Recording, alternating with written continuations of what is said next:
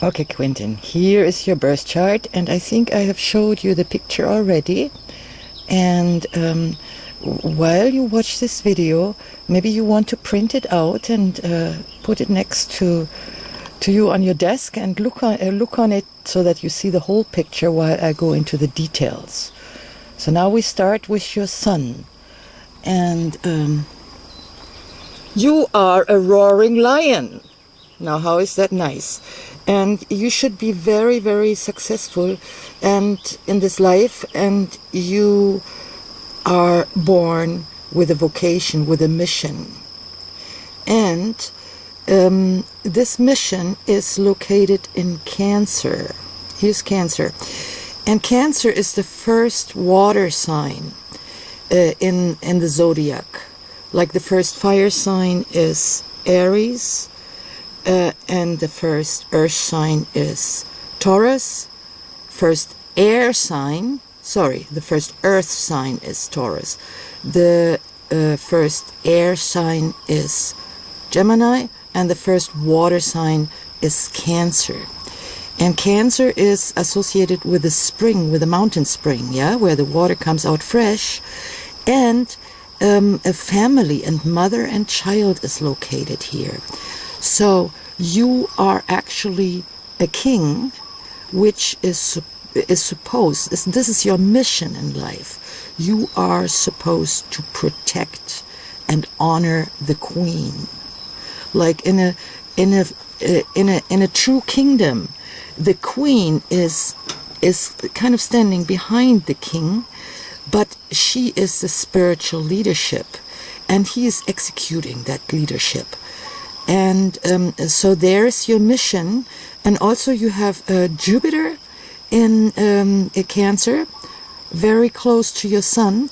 And very soon, I don't know exactly when, I have to look it up, but any day now, you see there's my pointer. Oops, where is it? Here. You see here, the present Jupiter is right here. And that was yesterday.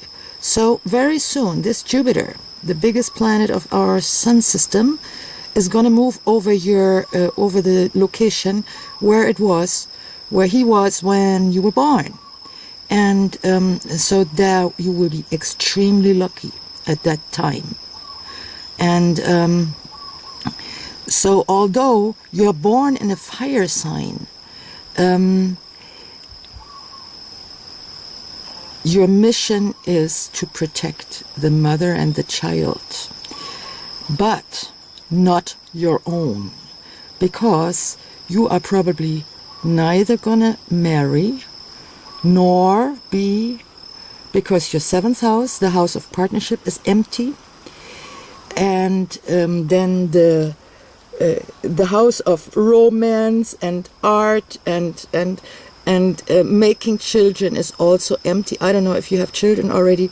I would advise you not to have any children. And also your family house is totally empty. So to have an own family, to have to make your own art, and to be married or to have a partner is not important for you in this life. I mean, you may have done it in other lives. So if these areas don't work for you, don't be surprised, and you have to find an honest way how to relate to women in a spiritual way, that because you are just not made for lasting relationships with women, that you do not dishonor them. There is a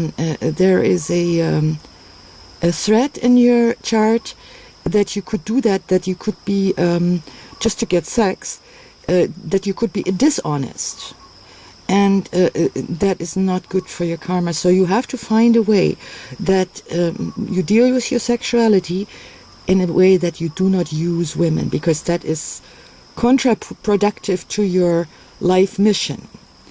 And normally I'm better the less personal stuff I know from somebody, but as you're telling me already, you are a DJ, there you have a tremendous possibility to influence people.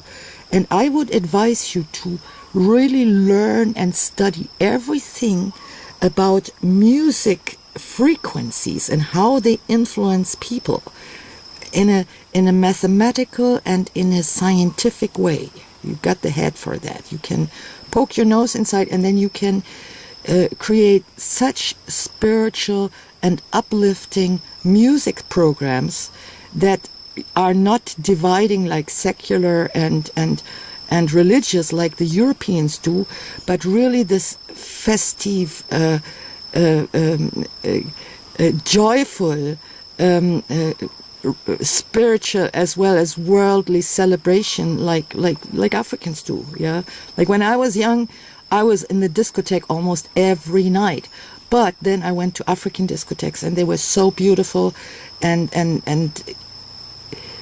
they shut them all down in Germany because they were more beautiful than the German discotheques. So that was a shame. But anyway, I have experienced that, or in African parties, and you can generalize, you can generate that, and that's there you have a tremendous power to influence people for the better or the worse. And so that's your mission. Yeah, you are really able to educate people, and people with such strong mission like me. I also have the sun in the 10th house like you, but in Pisces, not in Leo. So many times those people, they don't even have much effort left, much time left, effort left for a private life. So if you have any longer relationships with a woman, it would probably be also on a work base. Okay, that's the 10th house here, and the 10th house is an equivalent to Capricorn. Here's Capricorn. Capricorn is the third, the last Earth house, and so the 10th house is equivalent to that, and there, Christ was supposedly born in Capricorn, and Saturn belongs into Capricorn, and actually like the image of Christ and Satan, they're like Horus and Seth in Egypt. Satan is actually Satan is actually the prime black mother.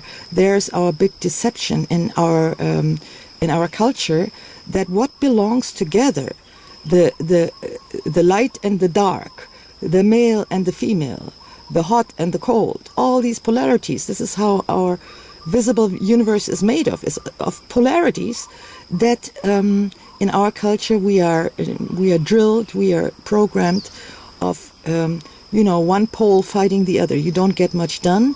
So I'm telling you about Saturn as Satan, like the horned guy, this black horned guy, or red with hoofs and everything. That is in the pagan religion actually like the consort, the lover, the husband of the goddess, and the goddess has completely disappeared. Then, so you're a Leo, and your sun is pretty well aspected. There's a sextile to your sign rising, which is here. This is ascendance. Yeah, this is the sign rising. This sign has been this place here, which that has been exactly at the eastern horizon at the moment you were born. Like here, you were born, and all this was shining on you and gave you gifts, blessings and curses, and the whole pattern of your life, all your goods and bads, and we need them both, because if we are too gifted and we have too little obstacles, then we do not grow. I've seen that in some people's charts. So you have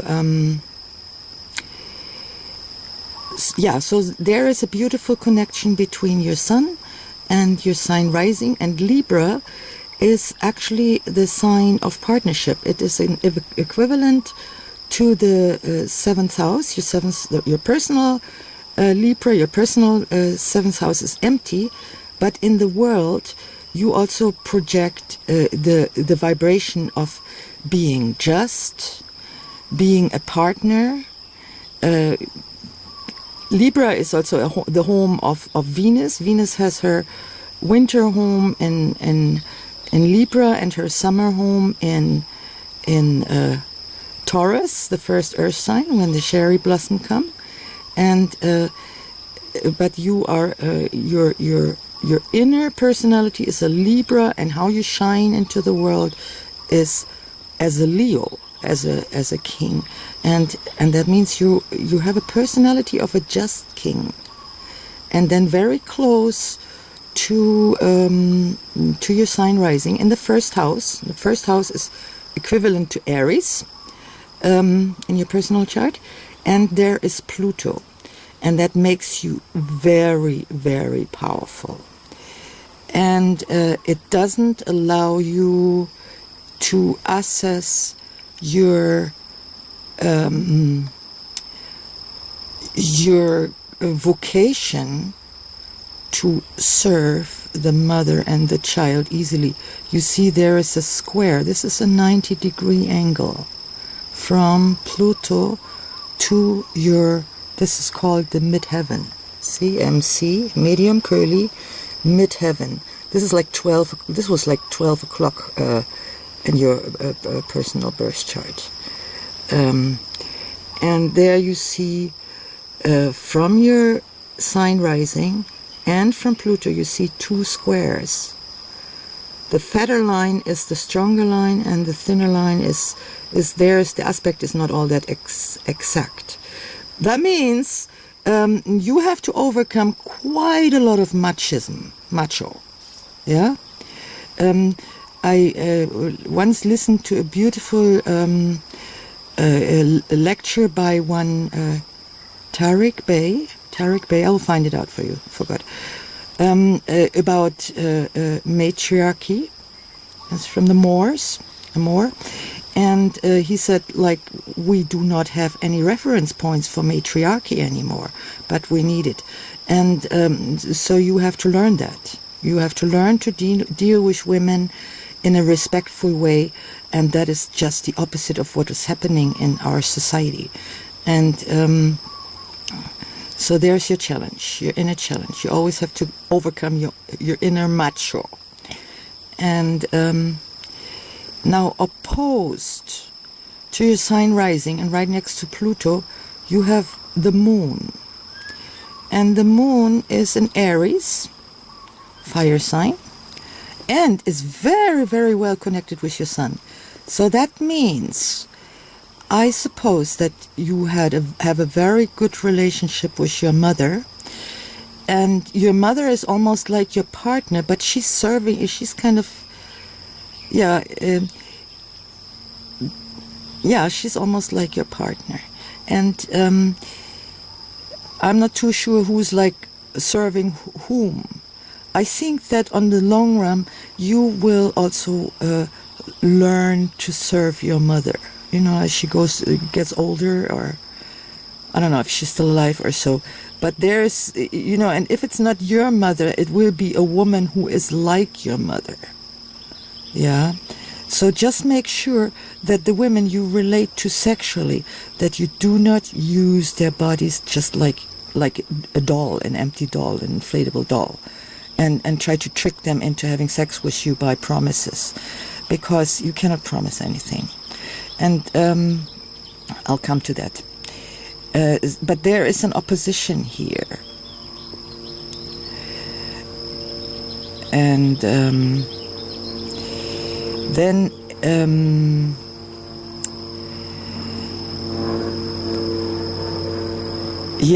so here's the first house, and people with Pluto in the first house are very, very, very powerful. And there's one thing you also may want to learn about is law. Yeah, and I think that the Moors are excellent with law. I've never heard any better talks about law that make sense to me than from some Moorish teachers I've heard lately.